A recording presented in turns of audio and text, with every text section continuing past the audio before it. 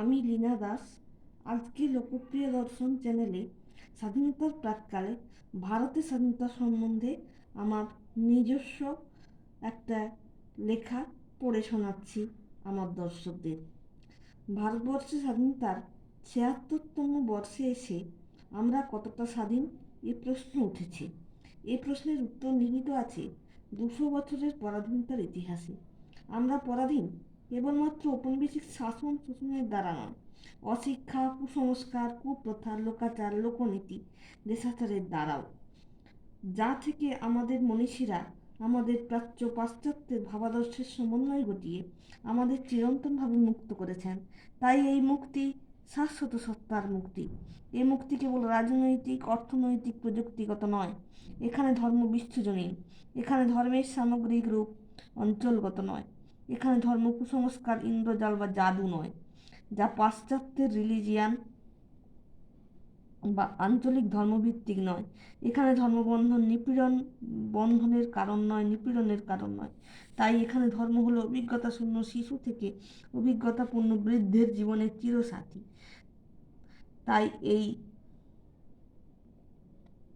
তাই এই বন্ধন অধিকার সহ রাজনৈতিক, অর্থনৈতিক, প্রযুক্তিগত কলা কৌশল রপ্ত করা আর তা নিয়ন্ত্রণ করার অধিকারই হলো সদর্থক স্বাধীনতা।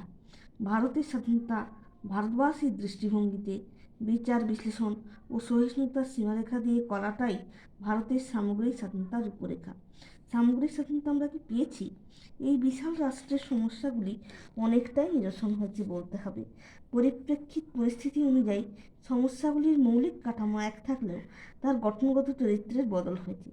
নারী পুরুষ আজ অর্থনৈতিকভাবে স্বাধীন হলেও সমাজে নারীর আত্মশ্রদ্ধা, নমনীয় কমনীয়তা, অন্ধ আনুগত্যে বিশ্বাসী, পারস্পরিক মত বিনিময়, ভাবাদর্শ তাদের কাছে এখনও স্পষ্ট নয়। কারণ এগুলি তাদের কাছে এখনও কেবলমাত্র বিখ্যাত মনীষীদের উক্তি বা তত্ত্বরূপে প্রতিভাত। স্বয়ং অনুভূতিরূপে এই ভাবাদর্শ এখনও তাদের কাছে প্রতিষ্ঠিত নয়। শ্রীমা যেভাবে নারীর ব্যথা বুঝতেন, ঠাকুর যেভাবে অন্তর্যামিত্বে নারীর ব্যথা বরণ করতেন, আনন্দমূর্তিজি যেভাবে প্রগতিশীল নারী তৈরি করতে তার সাধিকাদের নির্দেশ দিতেন, সেভাবে কেউই এখনও নারীর ব্যথা বোঝেননি। রামমোহন, বিদ্যাসাগর, রবীন্দ্রনাথ প্রমুখেরা যেভাবে হৃদয়ের অন্তঃস্থল থেকে নারীর ব্যথা অনুভব করতেন, সেই অনুভূতি একালের আধুনিকারা এখনও জানেন কি না সমাজের কাছে তা এখনও স্পষ্ট নয়। তাদের মনে হয় এগুলি হলো বিদ্রোহ, কখনো ধর্মের বিরুদ্ধে তো কখনো পুরুষ জাতির বিরুদ্ধে। না, না, না, আমরা নারী জাতি তথা মাতৃজাতি বলছি। ভারতের আধ্যাত্মবাদ এ শিক্ষা আমাদের দেয় না, বরং আমাদের জেহাদ আচার সর্বস্বতার বিরুদ্ধে এবং পুরুষতন্ত্রের বৈষম্যমূলক রক্ষণশীল দৃষ্টিভঙ্গির বিরুদ্ধে। এখানে নারীবাদী সাবিত্রীবাই ফুলে, সালুমারদা থিমাক্কা, ঠাকুরবাড়ির মেয়েরা এবং পুরুষসংঘ বিদ্যাসাগর ও রামমোহন একই ভাবাদর্শের ধারক বাহক ও পৃষ্ঠপোষক ছিলেন। বর্তমানে তা একইভাবে প্রতিষ্ঠিত এবং এর যোগ্য মর্যাদা দিতে পারলে তবেই আমাদের স্বাধীনতা উপভোগ্য হবে, তবেই বহু আত্মবলিদানে পাওয়া এই স্বাধীনতার যথার্থ মূল্যায়ন হবে। স্বাধীনতা মানে বিপ্লব, বিপ্লব মানে পরিবর্তন। বিপ্লব কেবলমাত্র রক্তক্ষয়ী সংঘর্ষ নয়, অশ্রদ্ধা, অসহিষ্ণুতা, শব্দদূষণ কখনোই ভারতীয় স্বাধীনতার গঠনতন্ত্রের জীবনশৈলী হতে পারে না। এর জন্য ভারতীয় আধ্যাত্মবাদের সংযম শিক্ষার অনুশীলন আমাদের একান্ত প্রয়োজন। তবেই মানসিক দূষণ রোধ হবে এবং আমাদের কাছে স্পষ্ট হবে স্বাধীনতা ও সার্বভৌমত্বের প্রকৃত স্বরূপ। এই আত্মবলিদান বিভিন্ন ভাবধারা, বিভিন্ন মতাদর্শ, বিবিধ দৃষ্টিভঙ্গি থেকে হলেও সামগ্রিকভাবে এর লক্ষ্য ছিল ভারতমাতার মুক্তি ও কল্যাণ। এখনকার বর্তমানের প্রধান সমস্যা হলো অন্তর্দ্বন্দ্ব, অন্তর্ঘাত। এর মূল কারণ হলো ক্ষমতার সঠিক বিকেন্দ্রীকরণ ও মানব সম্পদের সঠিক সমবন্টন না হওয়া। সেখান থেকে পুঞ্জীভূত দীর্ঘ অসন্তোষ আজ সমাজ, রাষ্ট্র, পরিবার ভাঙনের মূল কারণ। এই সংকটজনিত অবসাদ থেকে আজ বিভীষিকাময় সন্ত্রাসবাদের জন্ম দিয়েছে, যার মুক্তি ঘটবে প্রতিটি অঞ্চল, সম্প্রদায়ের আর্থ সামাজিক পরিপ্রেক্ষিত ও পরিস্থিতি অনুযায়ী তাদের সামগ্রিক সামর্থ্য, শিক্ষা ও আগ্রহকে কাজে লাগিয়ে দক্ষতা বৃদ্ধি করে তাদের জীবনে নিশ্চিন্ত হয়ে বাঁচার জন্য অনিশ্চিত জীবিকা, রোজগার, সঞ্চয় ব্যবস্থাকে সার্বিক সর্বস্তরের মানুষের কাছে সন্তোষজনকভাবে গ্রহণযোগ্য করে তোলা উপযুক্ত বিশ্বস্ততায়। তবেই সন্ত্রাসবাদ সামগ্রিকভাবে নির্মূল হবে, তবেই অসন্তোষ, দুশ্চিন্তা, অসামাজিক ব্যাধি সম্পূর্ণ নির্মূল হতে বাধ্য। ফলে সম্পর্কের পারিবারিক, সামাজিক ও রাষ্ট্রীয় বন্ধন দৃঢ় হবে, রাষ্ট্রীয় বিশ্বভ্রাতৃত্ব বোধ গড়ে উঠবে। আধুনিক শিক্ষা ব্যবস্থায় কর্মকেন্দ্রিকতা ও নান্দনিকতার দৃষ্টিভঙ্গিতে ডিগ্রিধারী, অভিজ্ঞতা সমৃদ্ধ, পোড় খাওয়া ব্যবহারিক শিক্ষার সহাবস্থান জরুরি। একদিকে গ্রামীণ কুটির শিল্প থেকে বিভিন্ন গ্রামীণ কারুশিল্প, চারুশিল্প গড়ে উঠেছে, সেই দিশাই বর্তমানে বিভিন্ন কারিগরি শিক্ষারূপে বর্তমানে যুব সম্প্রদায়ের ব্যক্তিগত, সামাজিক, রাষ্ট্রীয়ভাবে অর্থনীতির দিশা নির্ভর করে তুলেছে। বর্তমানে খাদ্য, বস্ত্র, দৈনন্দিন ব্যবহৃত দ্রব্যাদি এবং প্রকৃতি যেন আমাদের কর্মজীবনের চিরসাথী হয়ে উঠতে চলেছে।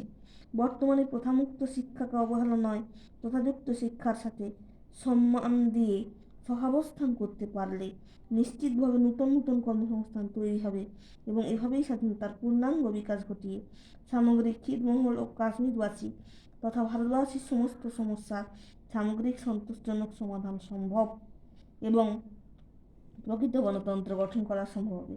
তাহলেই এটি সময়োচিত, বাস্তবোচিত পদক্ষেপ হবে বর্তমান বিশ্বায়নের যুগে। কারণ বিশ্বায়নের যুগে বিশ্বায়নের প্রয়োজনীয়তা অস্বীকার করা যায় না।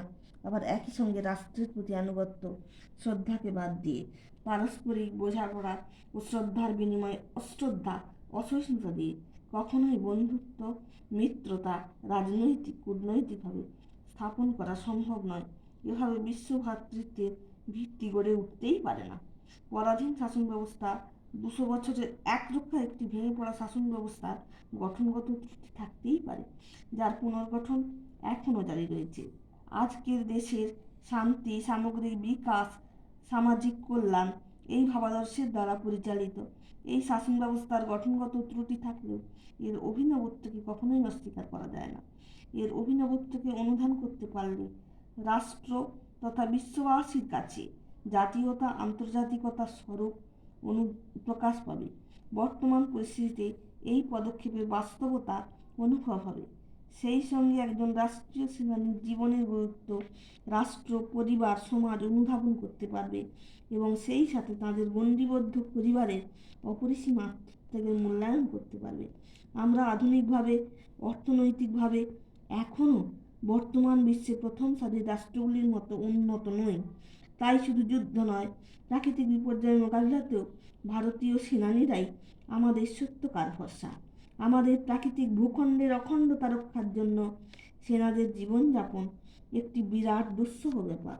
তাই কৃত্রিম বিপর্যয়ের সৃষ্টি না করে সংবিধান এবং আধ্যাত্মবাদের সংযম, শিক্ষার আত্মনিয়ন্ত্রণ, আইন, কূটনৈতিক আলাপ আলোচনার দ্বারা যতটা সম্ভব সমস্যার সমাধান করা, স্বেচ্ছাচারিতা বন্ধ করে সেনানীদের জীবন রক্ষণে সহায়ক ভূমিকা পালন করা। কারণ সেনানীদের একজনের মৃত্যু রাষ্ট্রের অপূরণীয় ক্ষতি।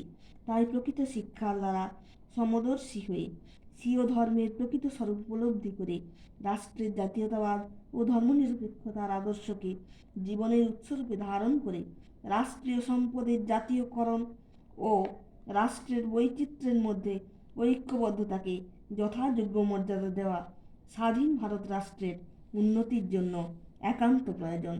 এই বলে সেনানীদের আত্মবলিদানকে কুর্নিশ জানিয়ে, সকলকে ধন্যবাদ জানিয়ে আমি আমার এই বক্তব্য শেষ করলাম।